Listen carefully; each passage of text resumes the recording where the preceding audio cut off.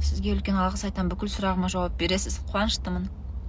Но вдруг сұрағыңызға жауап бере алмай қалсам, жек көріп кетудің қажеті жоқ, себебі бұл чисто человеческий фактор.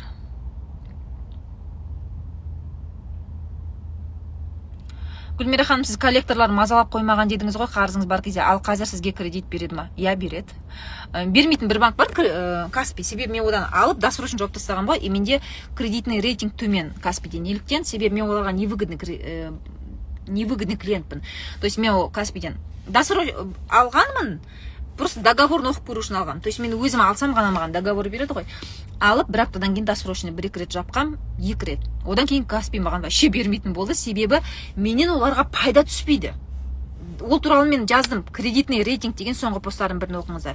Ал одан басқа банктері кредит береді, одобрение, но менде ешқандай кредит жоқ қазір. Аллаға шүкір. Кредитті оңды солды алуға болмайды.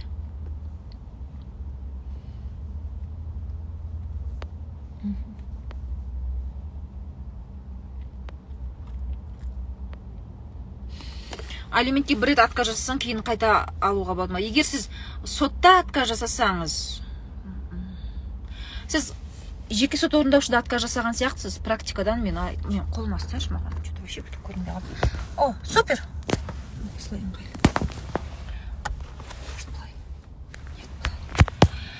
Алименттен отказ жасасаңыз, сіз жеке сот орындаушыда отказ жасаған болсаңыз, уайымдамаңыз, қайта сол главный сот бюроға бар ғой, алимент өндіру туралы. Сонымен қайта өндіруіңізге болады. Пенсионныйдың ақшасына үй алып, оны қайтадан сатуға болады, 5 жыл сатуға болмайды деген, ол үкіметтен алған, әрі қарызы толық төленбеген үй дейді. Сатуға болады, егер толық төленген болса деп жазылған ережеде. Бастапқыда көбіміз дұрыс түсінбедік, но ережеге сатуға болады, егер ипотекасы толық төленсе деген. Сабақ қашан? Сабақ 7 наурыз басталады. Қазір сатылымда тұрған 2 сабақ бар бізде. Біріншісі 4 в одном комбо, то есть ол жерде 4 сабақ бар. Қаржылық сауаттылықты арттыруға арналған. Оның бағасы жеңілдікпен 3500 теңге. Бір пиццаның бағасы, в общем. Бір рет пицца жемей, өзіңіздің біліміңізге құятын болсаңыз, сеніңіздер. Құдай сақтасын, алда жалда карантин болып қалса, үкіметтен 42.500 теңге күтіп отырмайсыздар. Мүлдем ақшаға деген көзқарасыңыз өзгеретін болады. Ал егер кредитті тиімді жабамын десеңіз, бұл екінші сабақ тиімді несие деп аталады. Алғашқы тіркелген 100 адамдарға ғана скидкамен бонустары бар, сондықтан WhatsApp-қа жазсаңыздар толық мәлімет береді. Парақшамның соңғы посттарында мәліметтері бар, оқыңыздар, үлгеріңіздер. Гүлмира ханым, Бибігүл ханым сабағы бүгін басталады ма? По-моему, бүгін, я 1 март Бибігүлдің несіне менде сақталып тұр ғой эфир. Бибігүлдің дайректіне жаза қойыңыз. Я 1 март деген ол. Әлде 5 март дедім. По-моему, 1 март. Дұрыс айтасыз, өте жақсы сабақ болды. Бағасы қанша? Бағасы айттым жаңа, қаржылық сауаттылықты арттыруға арналған сабақ 3500 теңге небәрі. 4 сабақ, ол жерде 23 видео сабақ бар. 20 күн сақталады. Ал тиімді несие сабағы, кредиттің переплатасыңыз айту, ол 11500 теңге. Сеніңіздер, 11500 ол вообще, ол сабақ үшін айналайын вообще. Бұл менің 13 жылдық еңбегімнің нәтижесі. Сіз бірнеше заңды ақтарып отырмайсыз, оның барлығын мен сізге сол 11500 сабағында толық түсіндіріп берем. Адамдар 1 миллион, 2,5 миллион, 8 миллион 200 мың. Мақтана берем осы клиентіммен. 8 миллион 200 мыңға үнемдеген адамдар бар. Ойламаңыз, 8 миллион 200 мың үнемдеген адам керемет бір зарплатасы болды деп жоқ. Ол декретте отырған ана, күйеуінің ғана зарплатасы бар болған. Ол просто тиімді несиеде берілген кеңестерді дұрыс қолданды.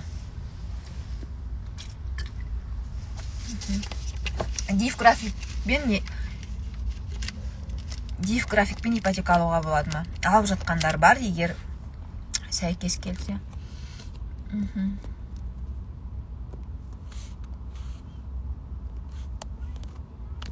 Яғни бұл жерде сумма және сіздің кіріс сәйкес келсе.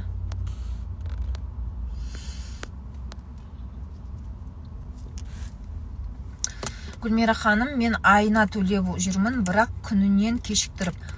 Неге кредитный историяны өзіңіз кредитный историяны бүлдіріп жүрсіз олай? Жаңадан график жасатып алу керек қой сізге, қай күн төлеу ыңғайлы соған.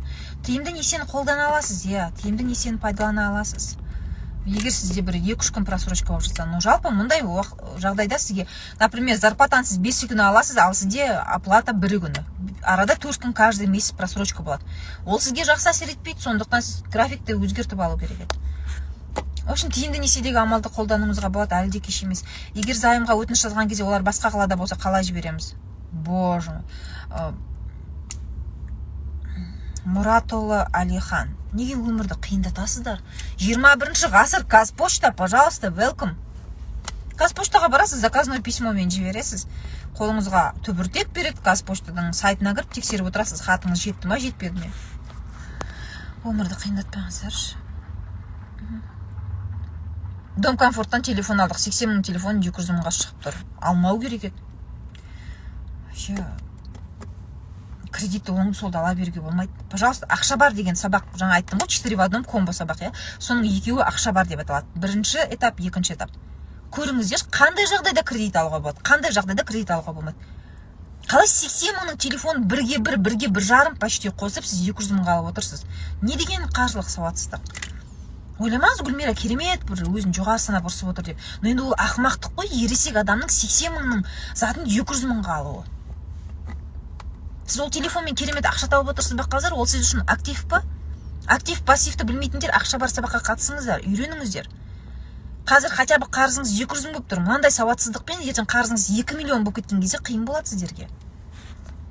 Өздеріңіздің еңбектеріңіз ғой достар, өздеріңіздің олай маңдай теріңізді төгіп тапқан ақшаны олай ысыраптауға болмайды ғой. Абай атамыз айтқандай, бекер мал шашпақтықты тоқтату керек. Кооператив рой туралы не айта аласыз? Ештеңе айта алмаймын кооперативтер туралы. Кооперативтерге ақша салуды кеңес бермеймін. ЖСП-дан үй алған, оны тиімді жабуға болады ма? Болады, бірақ достар, мынаған назар аударыңыздар. Егер сіздер отбасы банкі арқылы 8%-дан төмен, в основном сіздер 5%-бен алып жатырсыздар ғой, иә, 50% дейді. Сіздің ГЭС 8%-дан төмен болса, оны алдын ала жабудың особо қажеті жоқ. Неліктен? Қаржылық жағынан сіздерге, финансовый тілмен түсіндірсем басқаша болып естілуі мүмкін, түсініксіз деп қарапайым тілмен айтқан кезде ол бізде инфляция бар. Инфляция дегеніміз, байқайсыздар ма, жыл сайын бізде бензиннің бағасы көтеріледі, азық түліктің бағасы көтеріледі. Қазір біздің инфляция 7,8, 8-дің айналасында. То есть сіздің кредитіңіздің ГЭС сыйақысы, например, в основном болса Жилстройсбербанктен алған, сіздерде 5%, 7,8%, 7 или 8%. Ондай кредиттерді досрочно жапқаннан особо сіздердің қалталарыңыз жақсы байып кетпейді. Досрочно жауып тастау әрине жақсы, бірақ ол просто сумма инфляциямен жабылып кетеді. То есть жыл сайын азық түліктің қымбаттағанымен ол сумма сондай шығын бәрібір сізден шығады. Сондықтан Жилстройды егер 5%-бен алсаңыздар, одан әрі қарай төмендетемін деп оған қатты тырысудың қажеті жоқ. Ол и так выгодный пайызбен алып отырсыз. Просрочка кетіп қалды, тиімді жабаланба. Давайте мынаны қарастырамыз. Просрочка кетіп қалды, қазір сіз ешқандай амал қолданбайсыз. Онда не болады? Вот сіз тиімді несиеге қатыспайсыз, ешқандай амал қолданбайсыз. Не болады? Ондай жағдайда сіздің кредитіңізді сотқа жіберу мүмкін, сотта 3% госпошына қосылуы мүмкін, ал әрі қарай олар жеке сот орындаушыға жіберу мүмкін. Жеке сот орындаушы 25% тағы өз қызметін ұстайды. Сонда сіздің кредитіңіздің, қарызыңыздың үстіне 25 плюс 3% 28% қосылады деген сөз. Сондықтан мүмкіндік болса тиімді несиеге қатысып, тиімді жапқаныңыз үшін. Жоқ, 100 адам бүгіннен басталмайды, достар. Уже тиімді несиеге бүгін 2-ші күн ғой. Адамдар уже тіркеліп жатыр, сондықтан алғашқы 100 адамға ғана бонус тіркеліп, орын алып қойсаңыздар болады. Өкінбейсіздер, қатысыңыздар. Менің жігітім қатысты, біраз сауатын ашты, кредиттің қыр-сырын зерттеп жатыр. Супер. Вот элементарно мен сіздерге гарантия берем, қатыспаған адамдар тиімді несиеге. Сіздер кредиттің не екенін білмейсіздер. Білмейсіздер. Тиімді несиеде айтылатын сонша фишкаларды білмейсіздер. Қалай ойлайсыз, қарапайым өзіңіз сияқты адам қалай 1 миллион үнемдеп отыр? Себебі именно сабаққа қатысқаннан кейін үнемдеп отыр ғой. Себебі ол қатысқанға дейін кредиттің қыр-сырын білген жоқ, менеджер мұны үйреткен жоқ.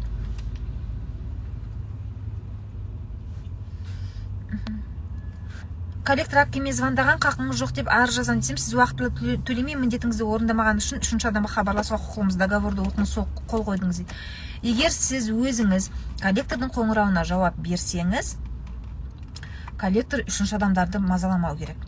Бұл бір. Екіншіден, кез келген адамға звондай бермейді олар. Сіз кредит алған кезде кімнің номер телефонын бердіңіз? Соларға ғана қоңырау шалуы мүмкін. И то егер сіз дер кезінде жауап бермесеңіз. Кредитті микроорганизацияға төлеп тастадым, коллекторлық компания бізге төлеуіңіз керек деп қоймайды. Просто микроорганизацияға төлегеніңіз туралы чекті көрсетіңіз, және коллекторлық компанияға айтыңыз. Сіз Микроорганизация кредитті сізге беріп жіберген туралы маған мәліметті жазбаша хабарламадыңыз. Мен қайдан білемін сізге төлеу керектігін? Мен уже давно ана жаққа төледім. Себебі мен кредиттің коллекторға өткенінен хабарсыз болдым деп просто өзіңізде квитанциялардың көшірмесін жіберіңіз и все.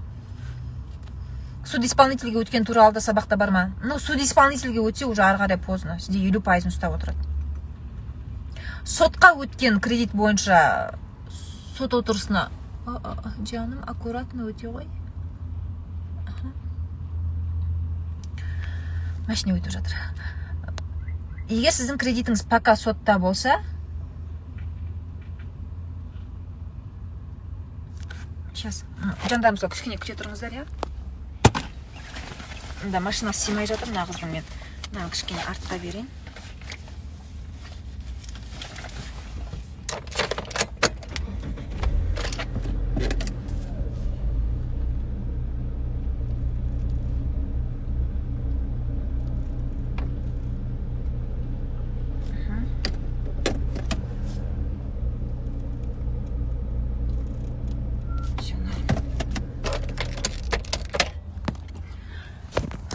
Сабақта кредит сотқа өтсе не істеу керек деген бар. Өтініш жазып, қалай пеняны алып тастауды өтініш жазып сұрайтынымыз туралы бар. Бірақ уже частный судебный исполнительге өтсе, ол уже сот емес, соттан ары қарай кетіп қалды деген сөз. Мұндай жағдайда сіз просто 50% төлейтін боласыз. Жилстройдың кредиті и так тиімді қыздар. Оны егер 5% бен 7-8% бен алсаңыздар, ол инфляциямен жабылып кетеді. Оны одан ары қарай тиімді төлеймін деп ұмтылудың оған досрочно жабудың керегі жоқ. Ол досрочно жабуға жұмсайтын ақшаларыңызды тағы бір екінші үй алуға жинаңыздар депозит ретінде дегім келеді. Микрозайм деген не? Парақшамда менің пост тұр, микрозаймға артық процент төлеме деген. Соның астындағы постты оқысаңыз түсінесіз. Тиімді несие сабағы қазір ең төменгі минимальный баға 11.500 теңгеден. Одан төмен түспейді достар бұл баға. Себебі бұл оған сай еңбек. Тиімді несиеге тіркелген алғашқы 100 адамға сұрақ жауап ететін боламын. Себебі мен ойлаймын. Себебі былай ғой, дайын адам бірінші болып тіркеледі. Алладан тілеп кәдімгідей соған бірінші болып тіркеледі, соған өзінің еңбегін, ақшасын төлейді. Себебі ол адамның ниеті дұрыс, ол төлегісі келеді. Шынымен де кредиттен құтылғысы келеді. Сондықтан кім алғашқылардың бірі болып жазылады, 100 адамның ішінде кіреді, оларға бонус сабақтар беріледі және сұрақ жауап ететін боламыз. Сіздің көмегіңізбен 5 кредит жаптым. Супер, қуаныштымын жаным Айнашхан. Сабаққа қатысқандардың барлығы әрекет етсе, тиімді жолмен жабатынына мен сенімдімін. Сиқырлы таяқша жоқ сабақта, по-любому ақшамен жабасыңдар. Бірақ намного әлде қайда переплатасын азайтып жабатын боласыздар. Достар, ешқандай кооператив туралы мен сіздерге мәлімет бермеймін, кооперативке ақша салуды кеңес бермеймін. Әркімнің кредиті әртүрлі, біреудің қолданған амалы сізге көмектеспеуі мүмкін. Сізге басқа амал көмектесуі мүмкін. Ол туралы сабақта білетін боласыздар. Себебі сіздердің жастарыңыз әртүрлі, кредиттің суммасы әртүрлі. Бұлай ғой, примерно 5 адам дейік, 5 адам ауырып дәрігерге барды. Барлығына бірдей аналгин немесе ампицилин деген дәріні бермейді. Бесеуінің организмі әртүрлі. Біреуі аяғы ауыр болуы мүмкін, біреуі 5 жасар бала болуы мүмкін, біреуі 60-тағы қарт болуы мүмкін. Әркімнің диагнозы әртүрлі, әркімнің организміне қарай дәріні береді. Біреудің бір дәріге аллергиясы бар.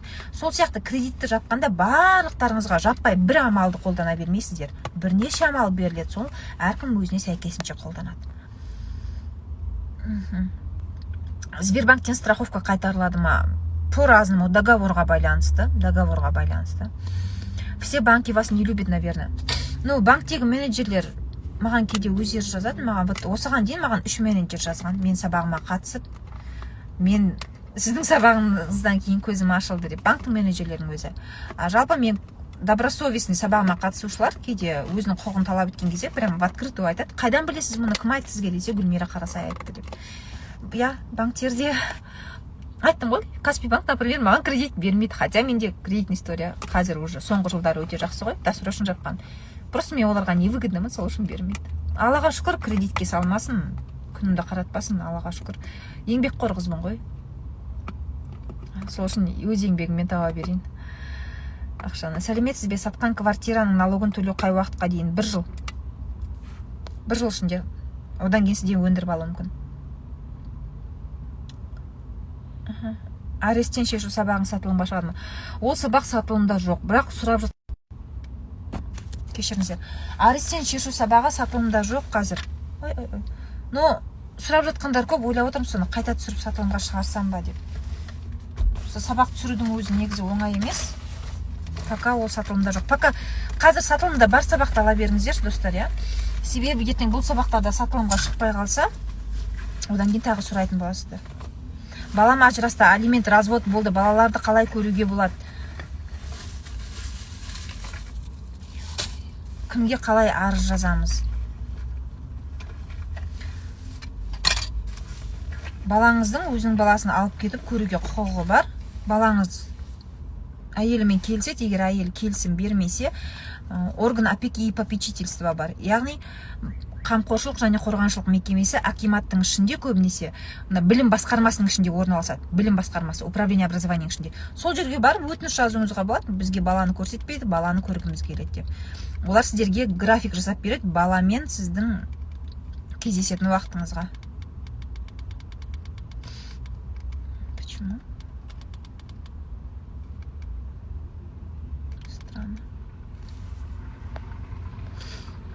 Я білім басқармасында график жасайды. Мен үй салуға кредит алмаса болмайды екен деп шештім. Бұған дейін кредит алмаймын деп ойлағам. Хотя бы кредит алатын болсаңызда тиімдісін алу керек. Тиімді 400 мың теңге үнемдедім деп. Сіздің сабағыңызға қатыспасам, просто 400 мың теңгені далаға шашайын деп тұр екен деп. Кредитті алғанның өзінде тиімдісін алу керек, достар. Қалай біз тиімді кредит аламыз? Қалай оны есептейміз? Ол туралы тиімді несие сабағында бар.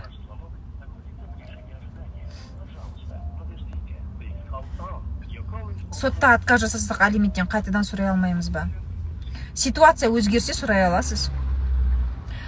Смотрите, сіз қандай жағдаймен отказ жасадыңыз. Бұлай жағдай болуы мүмкін. Ажырасқан кезде күйеуі мысалға уже в счет будущих алиментов деп үйін сразу әйеліне беріп кетеді. Немесе машинасын беріп кетеді. Вот әйеліме қалдырам, енді 18 жасқа дейін менен алимент сұрамасын деп. Егер сіз осындай сізге уже алименттің орнына бірдеңе бергеннің нәтижесінде алименттен отказ берсеңіз, онда повторно бере алмайсыз. То есть әркімде әртүрлі ситуация ғой, неліктен отказ бергеніңізге байланысты. НПФ-тегі ақшаны қолма-қол алуға болмайды, ол туралы Telegram каналында мәлімет бар. Telegram каналға, YouTube каналға тіркеліп алыңыздар, достар. Ол жақтағы мәліметтер мына менің Instagram парақшама шықпайды. НПФ-тегі ақшаны 45 күннің ішінде тек қана үйді сатып алатын болсаңыз ғана береді. Қолма-қол никак ала алмайсыз. Ай жаным, Бекзатқа звондап айтшы, мен сол парковкада тұрмын, осында келе берсін деп. Все, он нашел меня. Давай.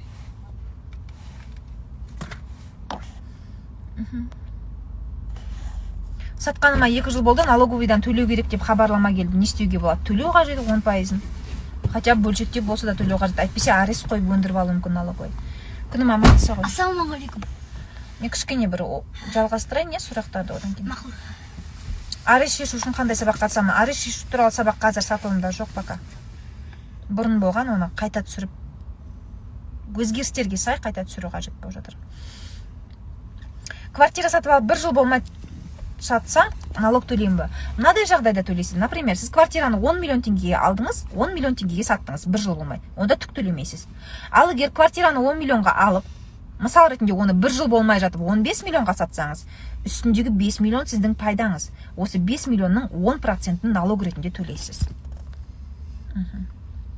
Қыздар сабақтарда нәтиже бар, өзім көріп шықтым. Керемет, супер, отзывқа рахмет. Тікелей эфирде маған отзывтар осылай көп түседі.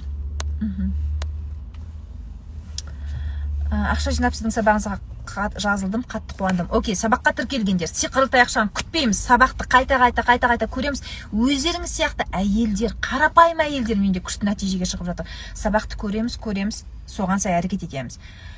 Мен сенімдімін, егер сіз бірнеше рет әрекет етсеңіз, любойларыңыз кредиттеріңізден құтыла аласыздар. Мен өз басым 6,5 миллион кредиттен құтылып отырмын ғой. Сондықтан мұндай нәтижеге сіздер де жете аласыздар. Күнім, кедергі келтіріп тұрсың кішкене негізі. 3 күн кідірсе кредит төлегенде история бұзылады ма? Аса қатты бұзылмайды, егер 3 күннен кейін пенясын төлесеңіз. Қалай тіркелеміз сабаққа? Сабаққа төмендегі WhatsApp номер арқылы тіркелесіңдер, сіздерге жазылып тұр ғой, сабақтарға жеңілдік плюс бонус деп. Тиімді несие 11500, алғашқы тіркелген 100 адамға бонус бар және сұрақ жауап етеді. Ал қаржылық сауаттылықты арттыруға арналған 4 в 1 комбо сабақ, 23 видео сабақ, бұл марафон. небәрі 3500 теңге. То есть екі сабақтың программасы әртүрлі. Достар, менің парақшамдағы соңғы посттарды оқыңыздар, немесе мына WhatsApp-қа жазсаңыздар, бірден мәлімет береді. Жоқ, НПФ-тегі ақшаны никак қолма-қол ала алмайсыз. Ұлыңызбен прическа супер, рахмет жандарым сол. Рахмет. Рефинансирование тиімді ма? Тиімді жасасаңыз тиімді болады. Тупо барып, извиняюсь за выражение, просто барып рефинансирование жасай бергеннен сіздерге невыгодно болуы мүмкін. Рефинансированияның өзін есептеп отырып біз тиімді жасауымыз керек міндетті түрде. Ал енді достар, менде почти 1 сағат болып қапты. Мен эфирді сақтап қою үшін мен қазір үлгеруім керек. Үлгермесем эфир сақталмай қалады. Сабаққа тіркелем дегендер, үлгеріңіздер. Ертең айтылмады, білмей қалдым, жеңілдікті естімей қалдым демеңіздер. Себебі бізде жеңілдік күнде болмайды. Және просто жеңілдік бар кезде тіркелу керек. Одан кейін біз продажаны жауып тастаймыз. Күні түні біз сабақ сатып отыратын жаңағыдай не емеспіз. Қалай айтса болады? Дүкен емеспіз дегенім ғой. Бұйырса барлықтарыңыз, мен сенімдімін, осы эфирді көріп отырған 200-ге жуық адам бекер көріп отырған жоқсыздар бұл эфирді. Мүмкін сіздер когда-то Алладан сұрадыңыздар, иә? Кредиттен қалай құтылам деп сұрақ қойдыңыздар. Алла сіздерге осындай шанс, мүмкіндікті беріп тұр. Мүмкіндікті жіберіп алмаңыздар. Небәрі 11500-дің сабағына қатысып 1 миллиондап үнемдеп жатқандар бар. Әрекет етсеңіздер, сіздер де үнемдейсіздер. Ең бастысы білім, әрекет, еңбек. Мен сіздерді сабақта күтемін. Тіркеліп үлгеріңіздер, сұрақтарыңызды WhatsApp-қа жазыңыздар, иә? Сау болыңыздар. Сау болыңыздар. Ой.